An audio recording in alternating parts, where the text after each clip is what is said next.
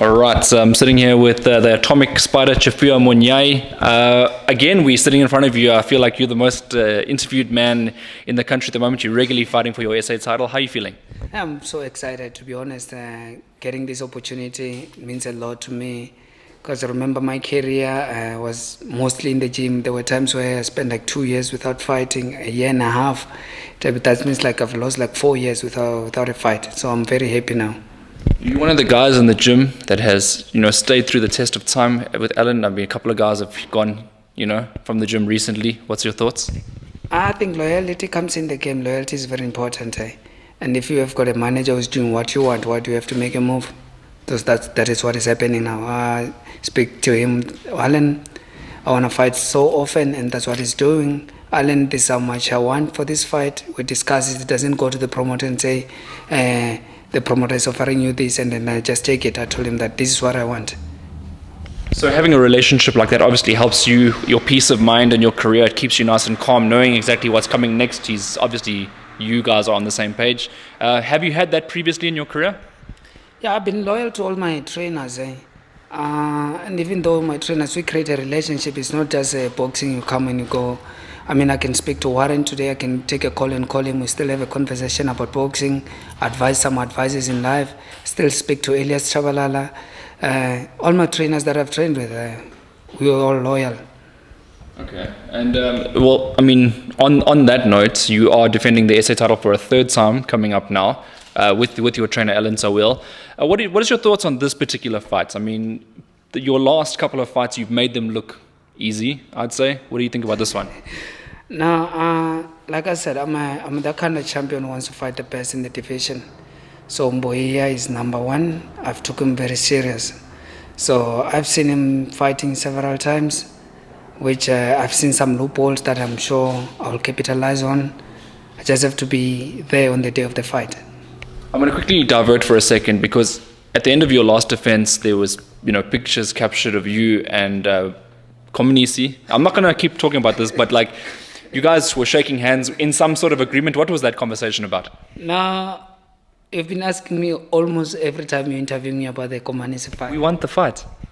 Yeah, let the promoters put on the fight. I don't have a problem. That's what he said to me. He's number one, he's next on the one. And I say, yes, why not? After this fight, I'm sure he's number one. Then, like I said, I'm a light champion who wants to fight the best in the division. If he's going to be number one, then I have to fight him, with no doubt. All right, so it's more for you about, fighting the guy that's in the position to fight you. You're not really going to be arguing too much so long as you're active. Yes, the thing is, I was once a contender for being as a champion. I stood for ages, not getting an opportunity. So also, that's why I got the opportunity to fight for the Commonwealth. So that's why I feel like whoever goes to number one deserves an opportunity. All right, so it's a personal thing as well for you because of your experiences. Now, nothing personal. At this game, you need to be focused. And now, the thing that I've changed, I've decided to take boxing now as my number one thing. I don't do anything unless boxing. That's why I've decided to make that decision, and I can see my performance is getting better and better. So if we look at the rules of BSA as well, you're fulfilling your obligation if you defend your belt for a third time to actually get a belt from BSA. Are you excited about that opportunity to get the belt finally? Actual physical copy of the belt? Finally, man, I'm so happy to get it. I'm sure on the 8th of April I'll defend my title, and successfully and in a good way. You mentioned your opponent in Mboyiya being a tough test for you, but how do you rate him in that conversation compared to your ability? Like I said, he's a number one contender. He's a former SA champion at featherweight. He's a former SA champion at junior lightweight. He didn't lose the title. I think they stripped him because he used banned substances. So to me, I think he's a good champion. But like I said, on the day of the fight, I just have to adjust and pick him off where he makes mistakes. And with your career, it looks like you're aging like fine wine as well. So how's the body? How's everything? Every now and then, but not recently. At this moment, I'm feeling good. I don't even feel that I'm that old. So when I start training, that's where I feel good. But the only thing that happens is that the recovery takes time. That's the only difference that I can feel. But everything I'm going on a quick pace. Yeah. Well, in the lightweight division, obviously you are well accomplished international featherweight as well. But as a lightweight, you haven't campaigned internationally.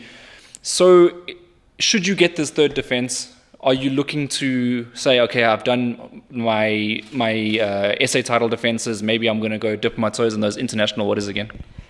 I feel like I'll give if I'm done with this Mboyiya, there's Komanisi who haven't fought, and I think if I'm done with Komanisi, I will have fought everyone in the division. Then we can start looking at international. All right. So you still feel like that Komanisi fight is an important fight somewhere in there? I feel like it's number one. It won't be fair if I just relinquish the title without fighting him. It will be like I'm scared of him. So I feel like after this fight it's number one, then let the fight be, then from there I'll look international. And there's no one else in the division that warrants your attention? I haven't really checked the ratings and everything. I just wait for Alan. Like, this guy is number one. We're fighting him. Okay, bring him on. And that fight, because you're at the level that you are, we can throw a lot of names in that fight. Would you ever move up in weights? And you know which fight I'm talking. Maybe you take the Nomeva fights in the future.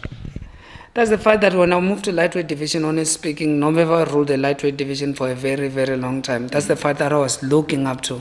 It's a pity we moved to junior welterweight. I would feel my body if it's gonna take me to junior welter or do a cage weight fight. It depends. If the money is there, me and Nomeva, it's a money fight. There's no need for me to fight him because it's not on my division. But if chances are I'm in the game and then I move to junior welter, maybe it can happen. But it doesn't have a title at the moment, so I'm not chasing the name. What I want is a crown.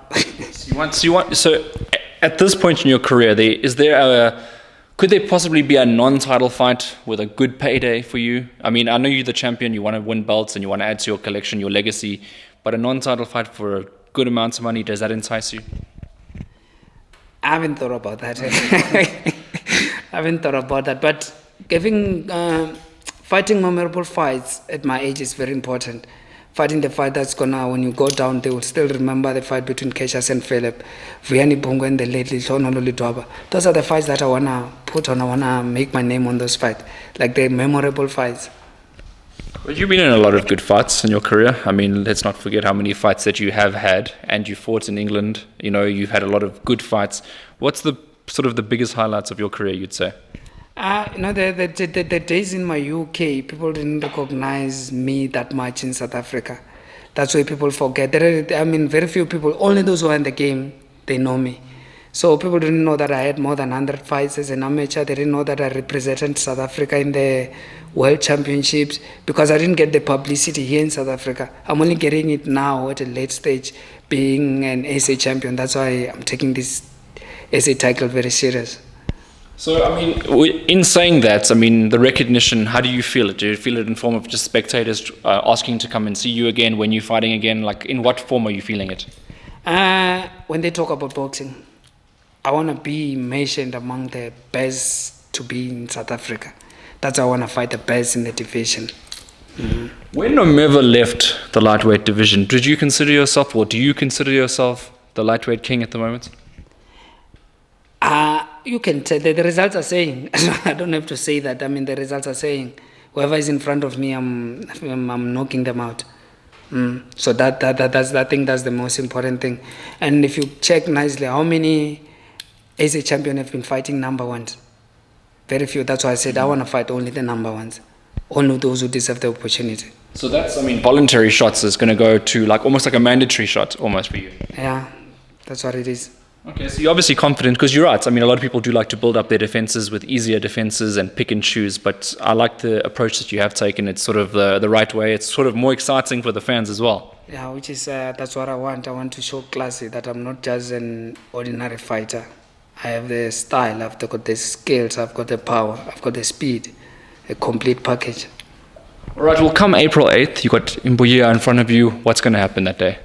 Like I said, I've seen some of his previous fights. I've shown some loopholes that I can capitalize on.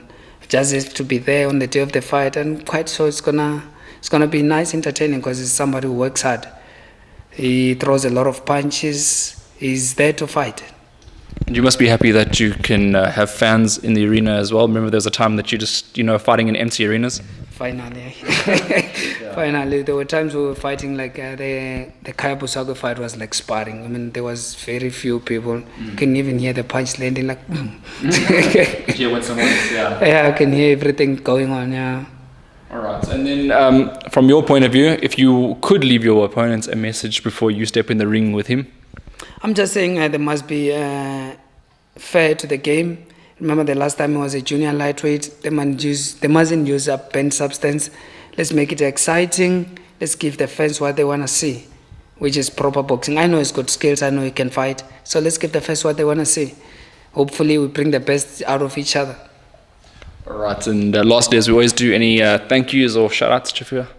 I want to say thank you to my wife, my family, for all the support they're giving me. Pastor, my pastor from Charis Missionary Church, for all the prayers and the sponsorship that they're giving me. MR21, Spider Box Feeders sponsor as well. Also, Metron Project for sponsoring me. All right. Thank you very much for speaking again. Thank you. It's always a pleasure.